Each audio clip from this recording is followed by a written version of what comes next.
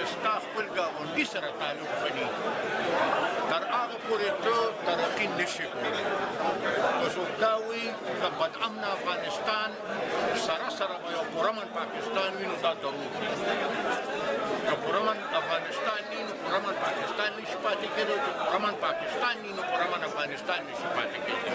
بین الاقوامیزه رابطې شته، د هغې رابطو د لاندې چې دوی سره کاروي وشي، په خپله پارټۍ کې ځان له کمیټۍ جوړې کړي چې هغه د دې مهاجرینو سره کیني، هغوی ته چې څه تکالیف دي کوشش وکړي چې څونه هغه لرکولي شي. چې خو خبره خو د روغ یوازې نه ده، خبره خو دې سره د انډسټریل اسټیټس دې سره د نورو دغه دي ډېر لوازمات دي دې سره.